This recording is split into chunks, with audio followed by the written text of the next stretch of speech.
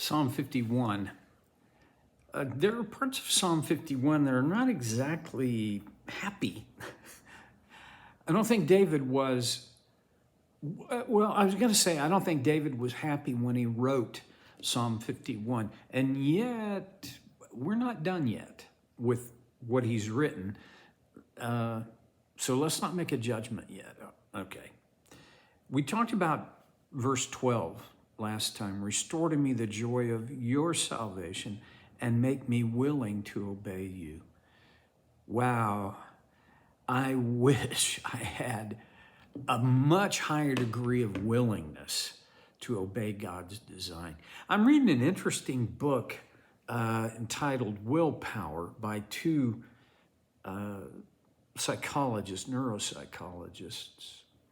And it talks about the fact that there is such a thing as willpower, which, I was raised in the church, and if you were, I think willpower and, self-control, in my experience, were always, if not synonymous, then they were joined at the hip as synonymous.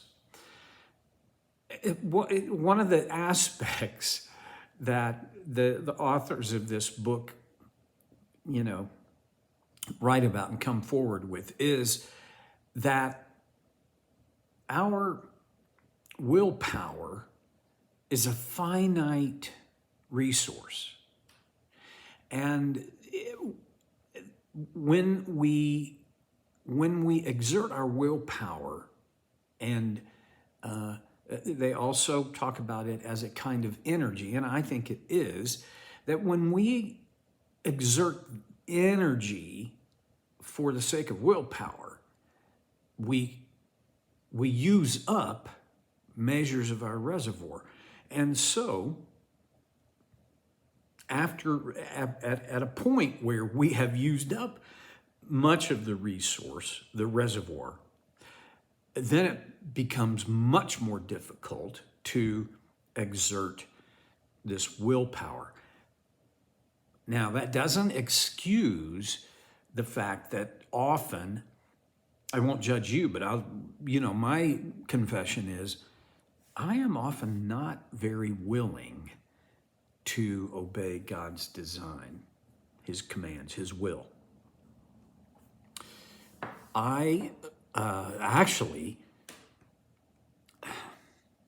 This is connected. It's not the same thing, but I have a much greater willingness to obey my own impulses. And this is one of the areas where the idea of willpower comes into play.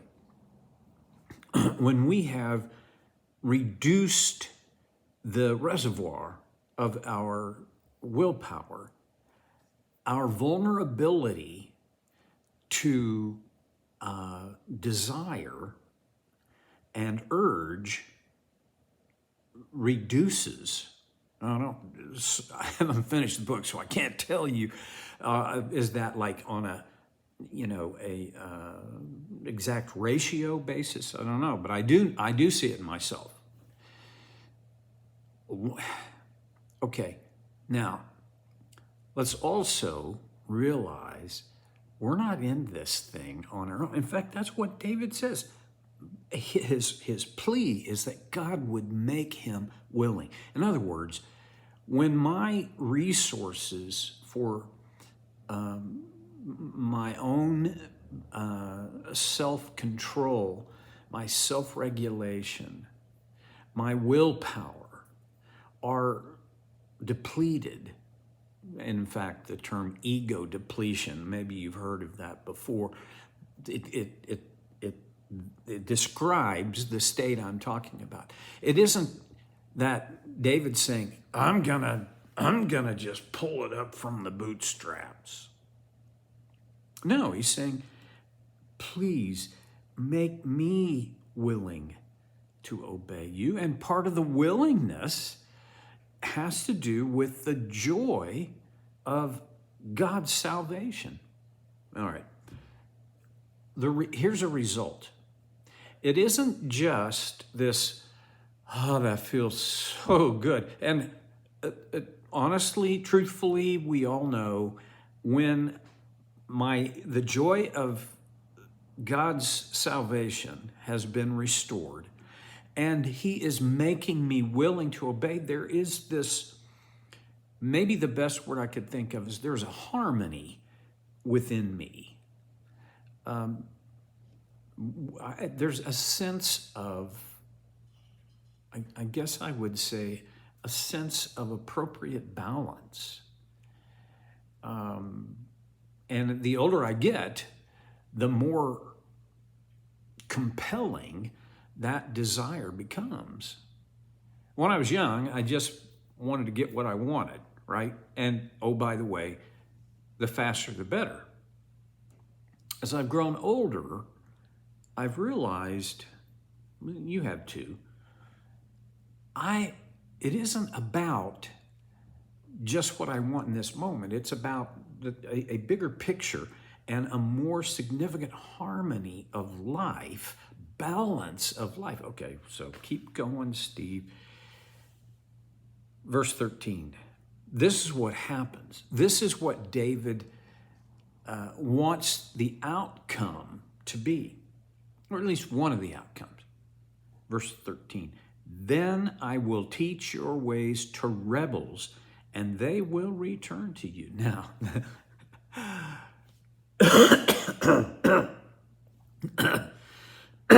I have two mental images when I read this. One is, I will teach your ways to rebels, and they will return to you. I will make them return to you. I mean, this is the fist-shaking, pulpit-pounding, fire-spitting. You are going to. Let's start here. You are guilty, and if you don't feel it, I'm gonna make you feel it. And then I'm gonna make you do something else. Which, can't say that's exactly how I was raised, but it kind of is. That's kind of the nature of a lot of the preaching and teaching. But not all, by any means. There are people who I have worked with and that I know who that is how they were raised. The fire and brimstone, it's the term that most often gets used. Well, okay, I don't think that's what David's talking about here. You can't make anybody do anything. The younger the person is, the more compelling your influence can be. But the most you will ever do is influence them toward a choice or a behavior.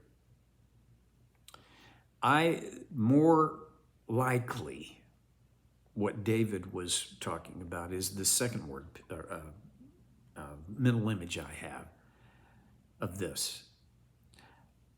Restore to me the joy of your salvation and make me willing to obey you. Then I will teach your ways to rebels, and they will return to you. I have this sense that David he felt strongly, he was convinced, he believed that because of how God had restored him, because of the joy that had been restored, because of his willingness now to obey, the way he taught would have been winsome and compelling for that reason. Winsome, logical, sensible. Those are the kinds of teachers I always respond to much better than the fire breathers. The guys who always seem to have a frown on. I have individuals in mind. you might as well. Let's not fixate on them. Let's think about first of all, think about the teachers that God has brought into your life who, what compels you to at least listen to their teaching and then ponder it and sometimes even act upon it is the sensibility and the winsomeness. Is that a word? I think it is. Of how they convey from their own life the truths of God's design.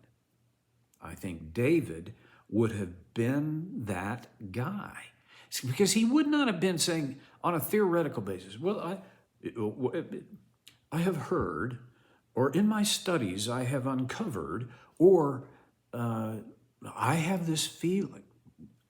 David's experience would have been, I have been forgiven of a heinous crime.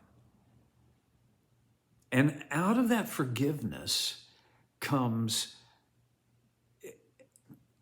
a much, for me, it seems like it's just a much cleaner and more compelling style of communicating, to teach God's ways to rebels. Now, David, as king, had some experience with rebellion.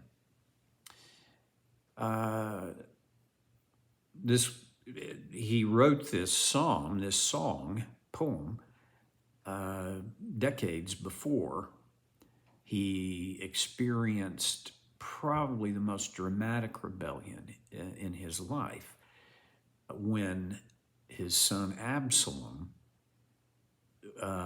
pulled off a coup, drove David out of Jerusalem, had sex with David's concubines on the roof of the palace in broad daylight for all to see, as an expression of his rebellion and disregard for David and his leadership.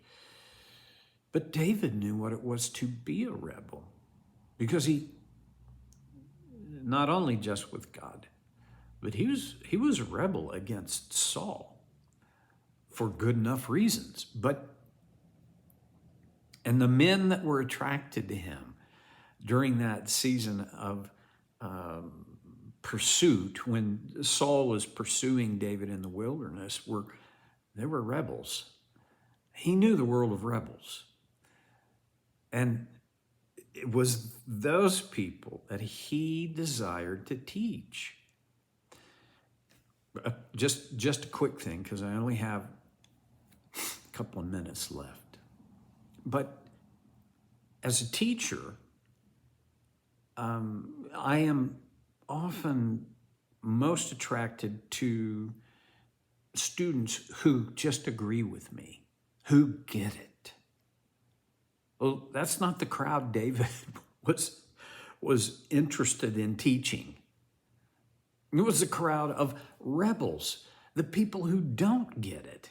Now, on one level, all of us, every single one of us, are rebels spiritually, in terms of the fact that, well, Isaiah said, all we like sheep have gone astray. We're all rebels in that sense. And we all need, these days, I'll say, we need the teaching of the Holy Spirit to get us in a spot where we will return to God and His ways. Well, I kind of butchered it, but the idea is simply, when I am living within the forgiveness of God, I am then motivated to obey, and out of that, I teach others. The example of your life is teaching someone today. Maybe a great prayer for all of us would be, God, I just want the teaching of my life, my example, to draw others to you. I'll see you next time on SoulCare with Stevie Boy.